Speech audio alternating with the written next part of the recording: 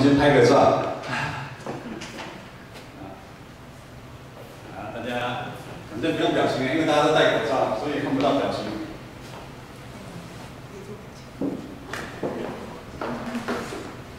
弟兄姊妹，大家平安。平安。平安来举手。哎呀，真的感谢主啊，感谢主哈。台语礼拜的时候哈，好像很多人都很不平安啊。听说今天的台语礼拜哈，创下来聚会人是最少的一次哈。但是牧师在上面看也还好，因为可能大家做的比较松，基本的地方都有啊。我们常常以为很理所当然的事情，在这个病毒在早期叫瘟疫出现之后，其实产生很多的一个变动。我们现在在台湾可能感受性还没那么强。我有学弟妹，他们在欧洲在牧会，他们说那个欧洲真的是超恐怖的。可能我觉得我牵着子瑜的手，他结婚的时候了进礼堂那个应该是规划很正常的。那我几岁退休，你们几岁退休，那几岁做什么，好像很正常。可是当病毒来的时候，大家觉得这么东西都不是正常的。我讲一个笑话礼拜前，文和长老跟我说，志和长老他儿子就要赶快叫他回台湾。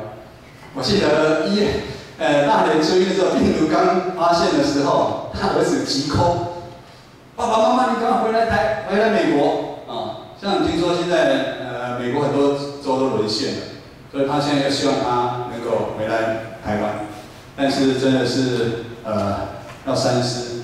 3月18号有一个老姐妹我打给她，她刚从美国回来，她说她活了80几岁，第一次觉得在逃难。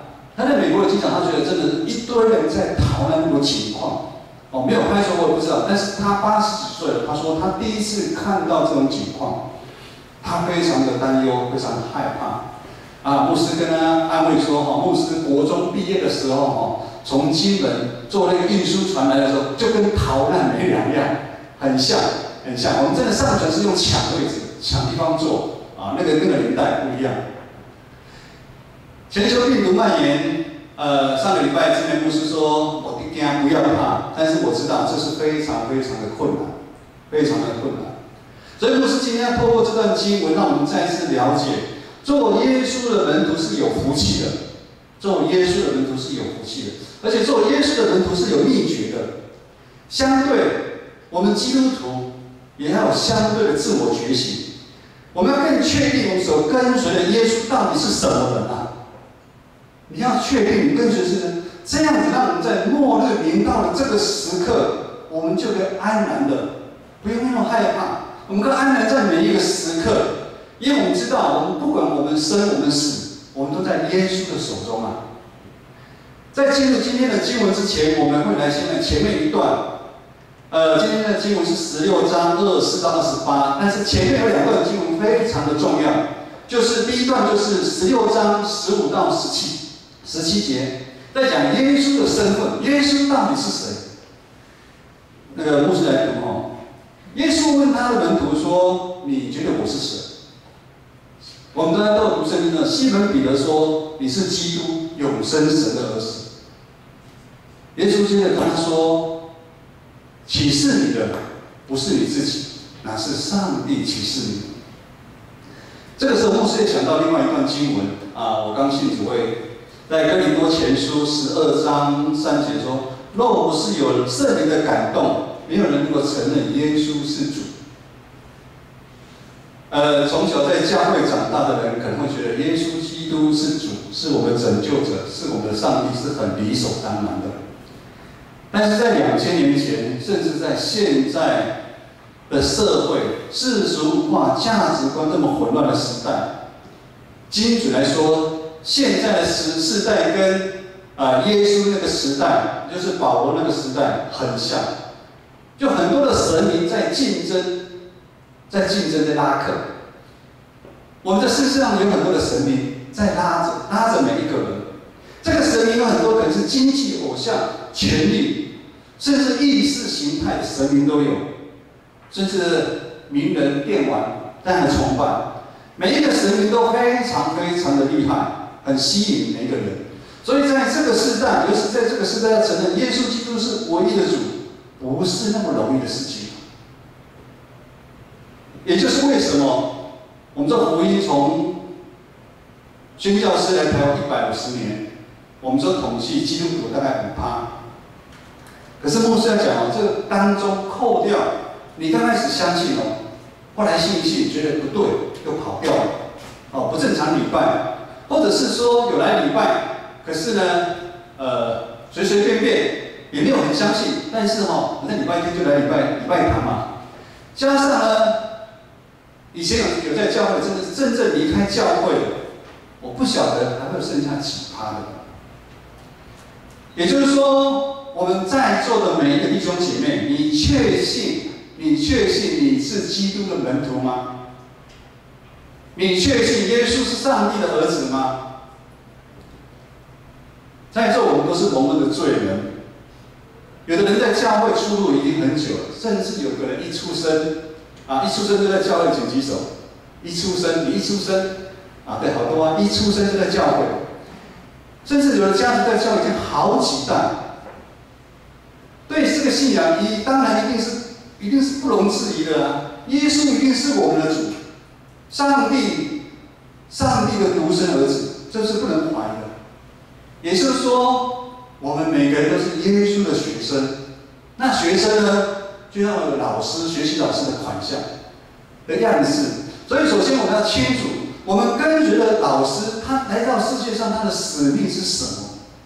所以，接续的经文在16章21节到22节这么说：从此，耶稣才指示门徒，他必须上耶路撒冷去，受长老、祭司长、文士许多的苦，并且被杀，第3日复活。原来耶稣的使命是要被杀，而且上十字架。经文记得说，彼得一听到，彼得就赶快拉着耶稣，责备耶稣。彼得是责备耶稣说：“主啊，千万不可，这个事不能临到你的身上。”我们常说彼得是门徒里面那个的班长，带头老大。彼得在这个时刻的转变翻脸跟翻书一样快，让我们很吓到，就是说他前一刻才宣告耶稣是基督，是弥赛亚，是主。所以我们真的看不懂彼得你到底在干什么。彼得的意思是说，耶稣你既然是基督，是弥赛亚，上十字架的事情轮不到你轮不到你的身上。原来彼得跟所有的门徒，他们受犹太民族的影响，基督就应该像传统上的大卫有那个王者的风范临到。弟兄姐妹，当我们受洗，我们被呼召来到教会，成为基督徒，我们最大的盼望当然就是我们的生命得到改变，可以接下来呢往永恒盼望的路来走。但是我们是不是有时候不小心陷入这时的门徒他们的思维模式？就是说，我们虽然告白了耶稣基督是我们的主，我们也愿意相信，也来到教会参加团契，但却从来没有想过要背十字架。十字架很苦，我们不想背，以至于在我们在信仰旅程当中，我们是不是有时候挑我们自己喜欢的来信，挑我们自己喜欢的来做？我们有很多的理由说背十字架是一种重担，我们不想要。我们的信仰，以至于我们信仰也常常受于我们内心罪恶以及我们环境的引诱来影响。我们也常常用我们中心自主的想法来思考、来判断，在一个可容忍、安全范围里面，我们来信。就好像耶稣的这群门徒一样，我们当再往后看就知道，耶稣的门徒，耶稣一直再三跟他讲，他要上十字架，他要到耶路撒冷受死。但是这些门徒他们充耳不闻，门徒还常常彼此在争吵。当耶稣做王的时候，哪一个人要坐右边，哪一个人要坐左边？如今耶稣对彼得说，也是对当初的门徒说，甚至对我们说：“你是我的绊脚石，因为你不体会神的心意，而是体会人的心意。”跟随耶稣，但是他们没办法体会他们的身份，因为跟随耶稣已经完全不一样，完全不一样。一段经文大家都很熟悉，若有人在基督里面，他就是新造的人，旧事已过，一切都更新了。门徒也没办法了解，他们跟随耶稣在世界上，其实他们有一个伟大的使命等着他们去完成。如今的门徒，他们陷入了两难，他们陷入了许许多多的疑惑。我们是不是也会这样？如同在此时面对肺炎病毒的威胁，让每一个人人心惶惶，好怕，怕什么？怕死嘛。收到来怕什么？就是怕死而已嘛。戴口罩为什么？就是怕死而已嘛。好像病毒与我们的距离是这么的距离。前阵子以2的距离，现在好像真的病毒好像离我们非常的近。意思是说，我们肉体的生命离死亡非常的近。可能从有史以来，你自己慢慢觉得，年轻人觉得哇，这个病毒离你的生命死亡离最近的时候。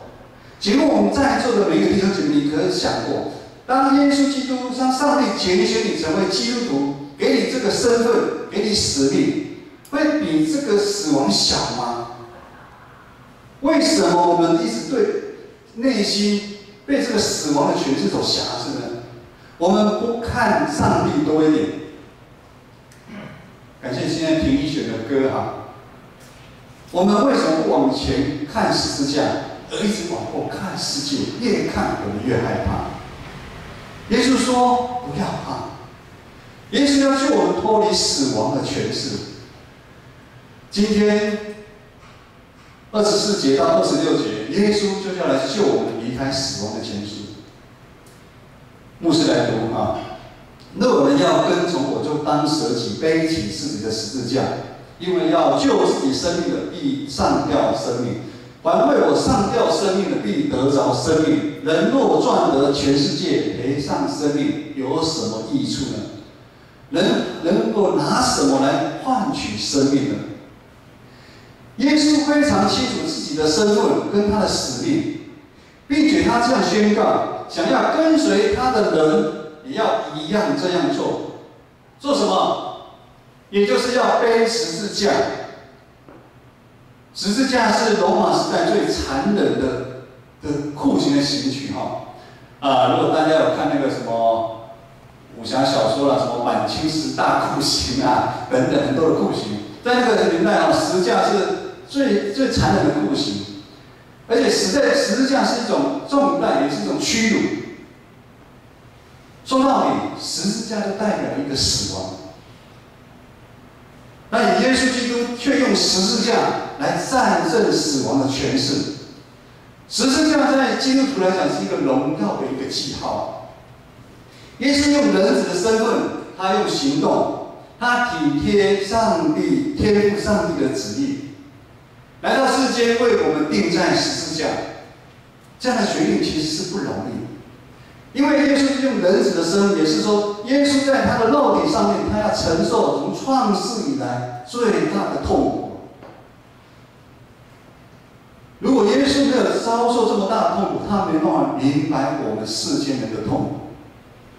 耶稣说：“若有人要跟从我，就当舍己，背起他的十字架来跟从我。”舍己在台语是要说“看我家己”。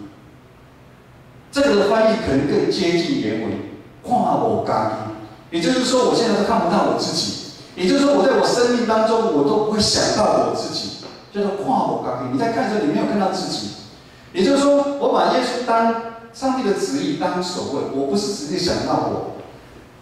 华语叫做舍己，舍己的意思就是说，要放下自己有想抓住的欲望。舍去地面上那些缠住可以缠住你的东西，把它舍掉。可是当耶稣讲这句话的时候，跟现在的世界上的价值观，不只是2000年前，跟现在一样，都是相反。要跟从耶稣的人，要放下一切，走耶稣走的路，做耶稣做的事。在这个武汉肺炎病毒造成全世界死亡的消息不断的传出来，个位数、百位数、千位数、万位数，现在好像是26000多。每个人的心跳，尤其是牧师每个群组都有，那些婆婆妈妈，每个人的心跳都好紧张，每个人的心跳、血压一直在增加。甚至有的国家的总理说，现在仿佛是第3次世界大战。不同过往的前2次大战是现在的敌人不是彼此，现在的敌人是一个看不见的一个人。现在的敌人看不见，看不见的敌人非常的凶猛，非常的凶猛，非常的厉害。有一个领袖说，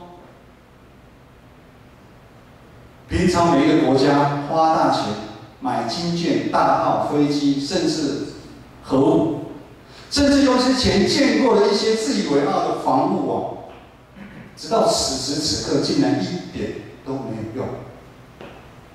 我们都可以上到外太空了，可是我们对这个病毒自然束手无策。其实我们现在还是束手无策，知道吗？此时更体会人的生命竟是这般的脆弱。我不晓得你有没有想象，人其实没有想象的多厉害，可以计划安排什么。在太平盛世的时候，基督徒在读马太福音16章24到25节这段经文的时候，若有人要跟从我，就当舍己，背起他的十字架来跟从我。因为要救自己生命的，必上吊生命；为耶稣失去生命的，要得着生命。这是一段多么刺耳的经文啊！以至于愿意跟随耶稣的人越来越少。为了自己，我靠着我自己努力打拼，来保存我自己所要的，并没有错啊。但耶稣说，你会失去生命。但我听说很多人，其实牧师早就已经从梦中醒来了，不然我不会去读神学院。很多人最近从梦中醒来，恍然大悟，说耶稣讲的有道理。耶稣在这里所说的生命，显然不单单只是世间人在意我们这个肉体的一个生命，因为我们这个肉体的一个生命，总有一天本来就会消失嘛。我们在座的认识弟兄姐妹，很多人因为上帝的怜悯，上帝行神迹奇事，让你从很大的病痛又得医治。牧师也在我自己的生命当中有经历过，牧师去探访、祷告，那个弟兄姐妹得医治。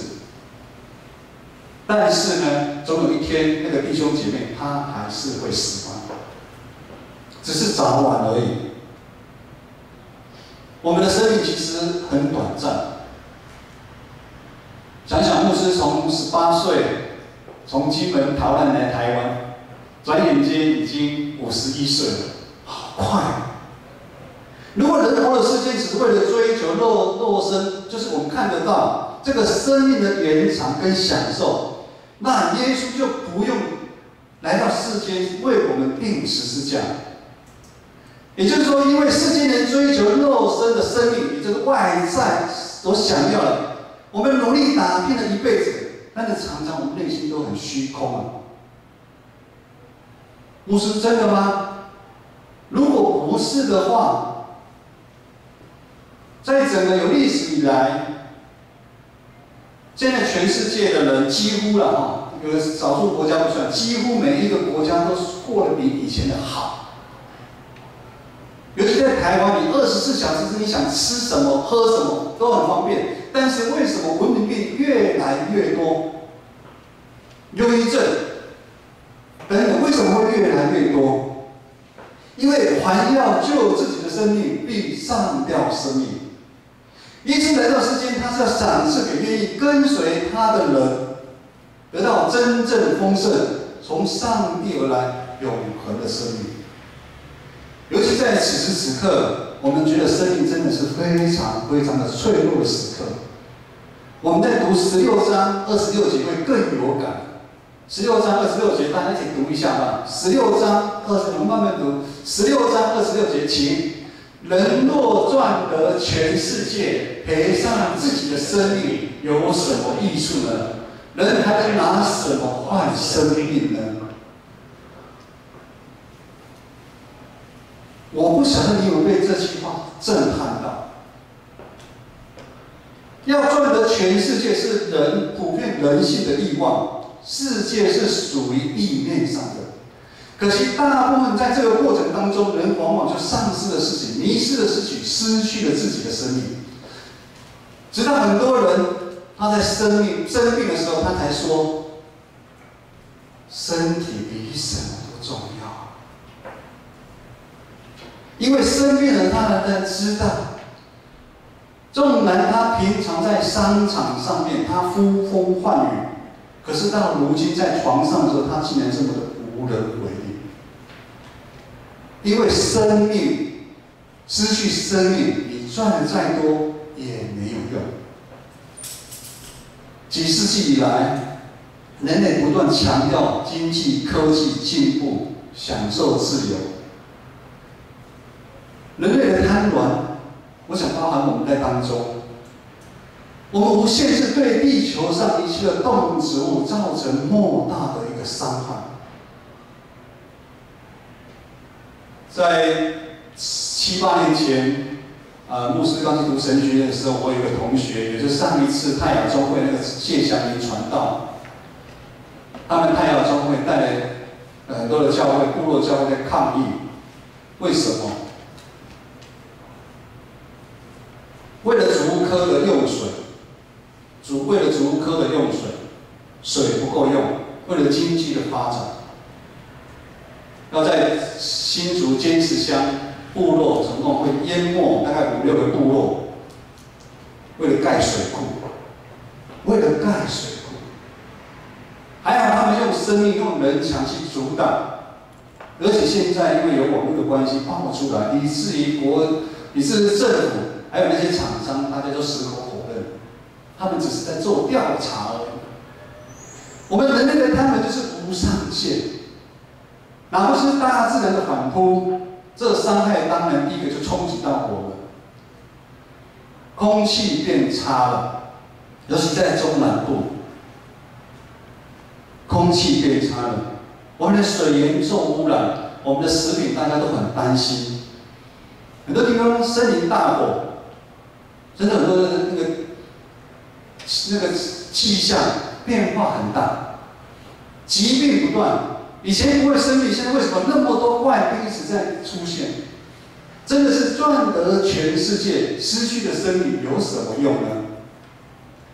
弟兄姐妹，耶稣说：“因为要救自己生命的，就是要丧失他的生命；凡为我丧失生命的，要得着生命。若有人要跟从我，就当舍己，背起自己的十字架来跟从我。”此时此刻，耶稣再一次对我们发出一个命令，发出一个邀请。如果你真的愿意承认耶稣基督是你的主，你也相信他是创造宇宙万物的三位一体的上帝，他是无所不能的上帝的时候，要是这样，你就要做选择。如婷妮在第二首歌里面，你要做选择。你要十字架，还是要世界？你要属世界的一个肉体的情欲、眼目的情欲，还有今生的骄傲，你要这一些吗？牧师知道，每个人都有很多的软弱，很多的艰难害怕。但是当我们愿意回头做出决定的时候，耶稣应许我们。圣灵会与我们同在，圣灵会帮助我们。只要我们愿意背起自己的十字架来跟随他，我们就可以得到永生的盼望。那杀人身体的，那杀人身体的病毒，那杀人身体的瘟疫，不能变人的灵魂，我们不要怕它。我们真的不用怕。此刻。我们要耐心等候观看杀看到我所创造美丽的地球被破坏成这样，你觉得上帝不会出手吗？以目前的情形，我知道怜悯的上帝这只是一个短暂，我也相信上帝一定有他美好的旨意。听说很多消息，地球已经在改变，因为世界是上帝所创造，也是属于上帝的。这个时候，教会还有我们每一个人，在这个时刻，我们一定要配合政府许多的规定。会有许多的不方便，许多的不习惯，但是我们要忍耐。如今也是信仰的试金石的时刻，这个时候每个弟兄姐妹要重新回到上帝的面前，就如右书刚所祷告，我们要更多回到上帝的面前来悔改。我们要读经，我们要祷告。年轻人还好，我知道很多教会的老弟兄姐妹，他们也害怕的不敢出门了，也不敢来教会。所以我牧师鼓励我们要打电话，我们要打电话给我们这些害怕的弟兄姐妹，我们要去兼顾他们。我们可以通过视讯一起读经，一起祷告。肢体当中如果只有透过关系，上帝的爱才能在我们的当中啊！也只有我们每一个人真正活出像耶稣这样舍己、背十字架、愿意为人牺牲、多走一里路，我们的信仰才可以得到改变，并且才可以经历在地如在天的甘甜啊！牧师，你所说的经历在地如在天，为什么从来没得到？你可能从小就在教会长大，我们这边还年轻，还一堂的时候挑战这些长辈。你已经70岁，你80几岁，为什么你一直没办法经历在地如在天？那是因为你不想背十字架。当我们真的背起耶稣的十字架，走耶稣走的路，照耶稣的侍奉我们去走的话，你就可以经历在地如在天那跟耶稣同在美好的甘甜跟荣耀，真的没什么好怕的。我们一起来祷告，一起来祷告。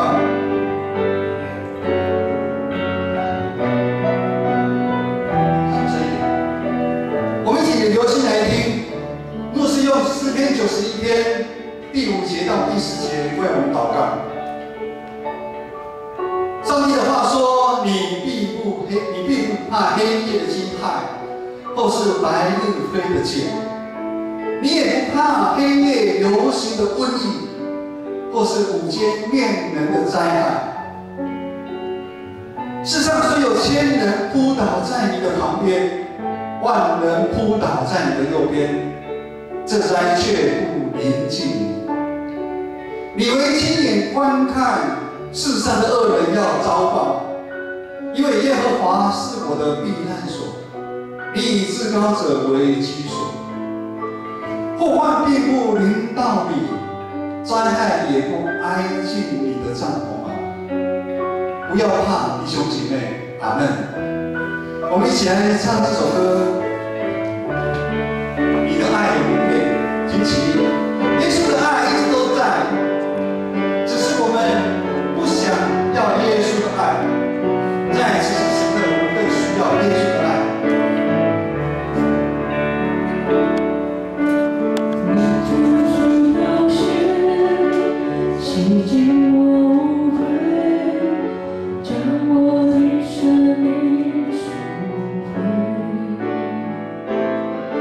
你为了我的罪，牺牲永不悔。